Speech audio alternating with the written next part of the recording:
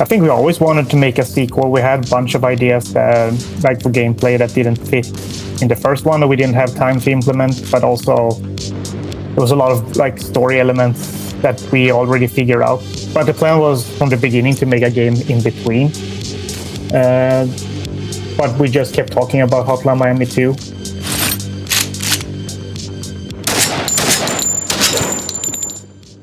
Thank you very much. I'm very happy to have you both and talk to you. Obviously, I think everyone knows what Hotline Miami is. It's one of the most influential indie games ever made. So maybe let's start by just having a few words about yourselves. Like, who are you guys? What do you do? My name is Dennis Whedon, graphic artist, designer at Dennaton Games. And I'm Jonatan Söderström, programmer at Dennaton Games. So let's maybe start with this question. How did you two guys decided or maybe started your path as game developers? Yeah, I think it was end of high school. I found GameMaker when I was searching for a tool to be able to make games without programming. And then I just started making lots of small freeware games. And it wasn't until I met Dennis that it became a profession. Yeah, so we met, was it around like, what was it, 2010? I guess so. Yeah, something like that. We started hanging out. I met him through his brother, Benjamin. And we made a small freeware game for my band, like a music video.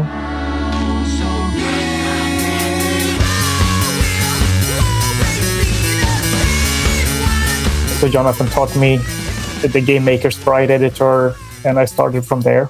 So you mentioned that Jonatan did, and you did something for your band, so you're a musician as well. Yeah. So I had like a chiptune hardcore band. So I had like an idea for an interactive music video that you played with pixel graphics, and I knew that Jonatan made games before I met him because he was featured in some magazines I saw, and I have a friend called Anders was doing some games with Jonatan beforehand, and his girlfriend and my girlfriend were friends. So one day I just approached him to see if he wanted to make this game with me. So Jonatan, could you tell me a bit more about those magazine features that Dennis mentioned?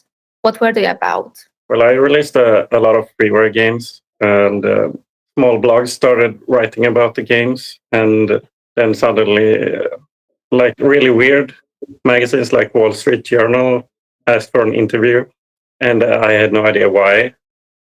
Yeah, so the magazines that I saw him in was a Swedish video game magazine called Level, which was like the biggest video game magazine in Sweden at the time. So I remember there was like one or two like small features of Jonatan because they started doing indie game coverage.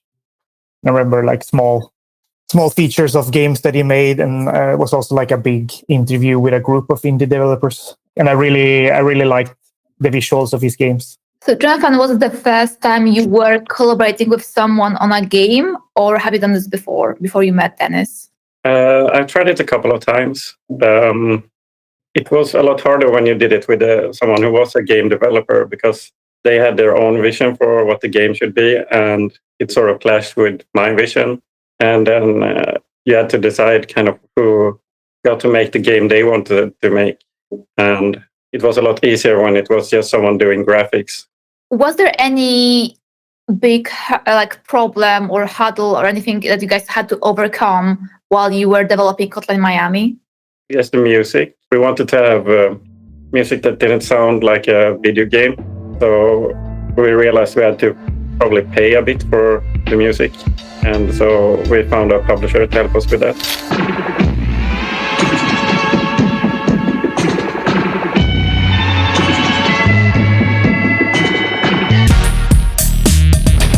Music is obviously a very important part of Hotline Miami. A lot of people, when they talk about it, I think they praise it a lot because you choose to have different smaller scale artists who since then came to become bigger and bigger featured on the soundtrack. So was it your decision or was it the publisher's decision?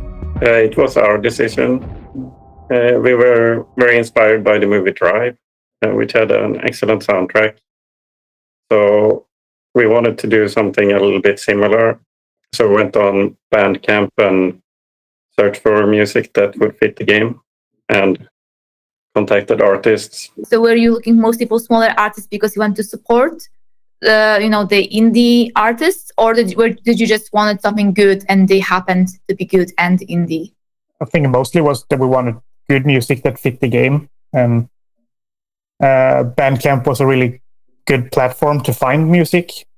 And then it was just cool that it happened to be smaller artists. So what do you think it is about Hotline Miami and the sequel that made it such an instant success in the gaming community and world? Can you take it, Jonatan? I don't really know. I guess we were making a game that we wanted to play that we didn't see anywhere. No one was making really that kind of game at the time. I think it just came in a really good slot with the whole 80s, 90s comeback and the synth wave. Did you expect the sequel to do as well as the first game did, or were you surprised by the success? No, we were really happy with the second one. We felt it was better in all the different places of the game, like the music and the storytelling and the gameplay. Maybe in the hindsight, it was maybe a bit too hard. But I mean, at the time, we were really happy with the result.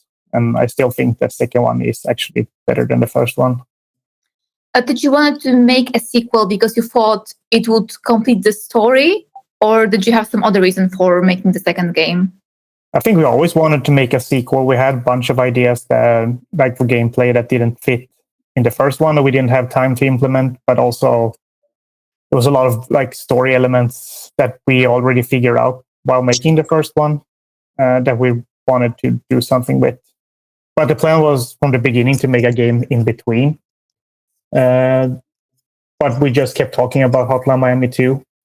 So we decided to just finish that one and finish the whole story and complete all of Hotline Miami, and then we can move on to the next project.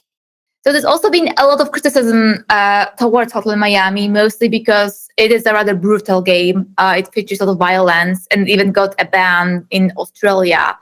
Did you find criticism, the criticism that specifically targeted those aspects of your game somehow bothered you, or did you just think it was ridiculous? What was your opinion on that? It was a bit ridiculous, I think. Yeah.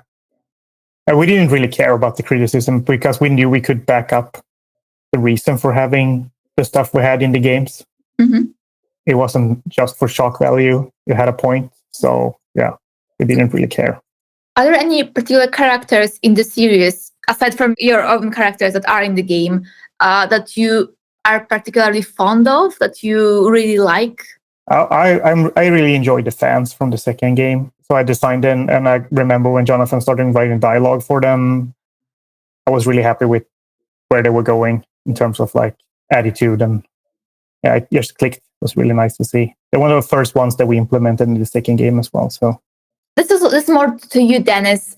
Hotline Miami has a very bright color palette and also has a pixel style that's usually more.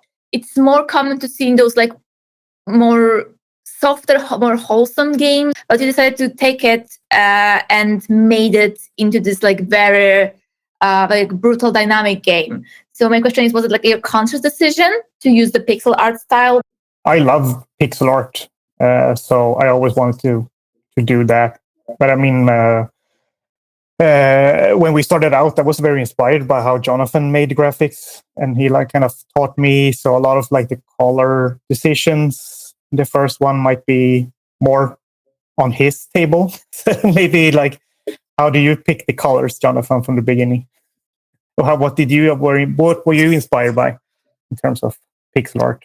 Well, I guess I wanted to make sort of annoying graphics from the beginning. A lot of flashing lights and stuff. So it was a bit toned down in Hotline Miami, but still use really strong colors. So saying it could have been even brighter. Yeah, of course. I think we toned it down even more in the second one, give it more like natural colors. But yeah, in the beginning, it was very much like not mixing, keeping them very clear, not breaking down the colors at all, really. But yeah, I remember also like we talked about that it wanted to feel a bit annoying and feeling a bit Uncomfortable. uncomfortable and almost like sickening in a way with like the swaying as well and like the backgrounds. Was it kind of supposed to be a bit of like psychedelic experience, or was it supposed to make you uncomfortable in addition to the violence that was happening on screen? I think it was a bit psychedelic themed as well, making it almost like dreamlike, hallucination-y in a way. So yeah. So do you guys have any plans for the future that connected with game development, or is that something that you think is just a closed chapter for you and you're going to move on to do other things? No, we're making a game as we speak and have been doing it for a couple of years now. But it's still a couple of years until it's done. Is there anything you can tell us about this game, or is it just, still not done? You don't want to say anything? The thing is with like when we did Hotline Miami 2, we kind of started talking about it right away, like teasing about it on Twitter. And we felt like the hype got a bit too intense while making the game. So for this one, we kind of wanted to stay under the radar, so we can make the game like in our own tempo and not having to answer a lot of questions about it or like having high expectations on it. And then maybe just drop it when it's ready. And another thing, we just ported the game from GameMaker Studio 1 to GameMaker Studio 2. And it was amazing because it just worked. Nothing good. Yeah, that was pretty crazy. It works. What can I say? Miracles happen sometimes.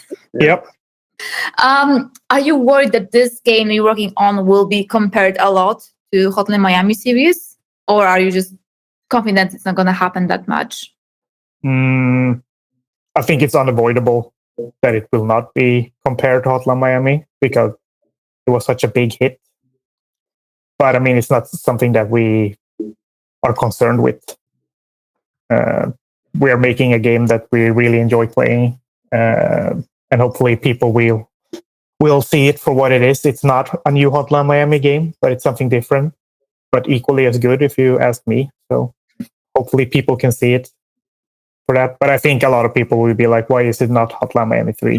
Because I still get that question all the time. So, but that's life. I mean, there's nothing you can do about it. I mean, it's good to see new things coming from you guys as well. So I definitely will be on the lookout, and I'll be very excited to, see what you guys come up with. Are you guys playing any games right now, or are you just focused on working and other things? I haven't played anything since Elden Ring, I think. I'm trying to play games as much as I can. So there's a lot of like retro games at the moment and stuff that I haven't played when I was a kid. Just backtracking a bit. Anything in particular?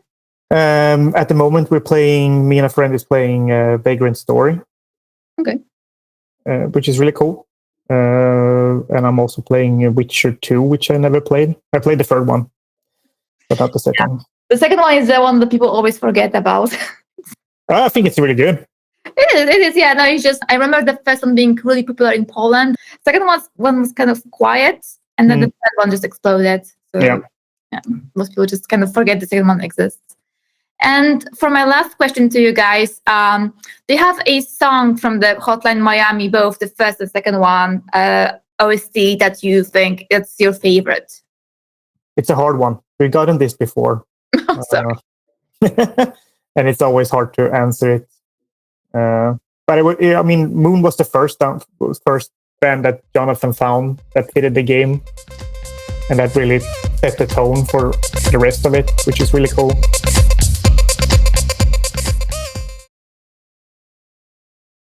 For me, maybe Horse Stepping, the title screen music. Definitely, I think that was the one that I really liked the most as well. When I got to the soundtrack itself, I would just listen to the song for hours. So I agree, it's definitely one of my favorites as well. And Roll Mobster.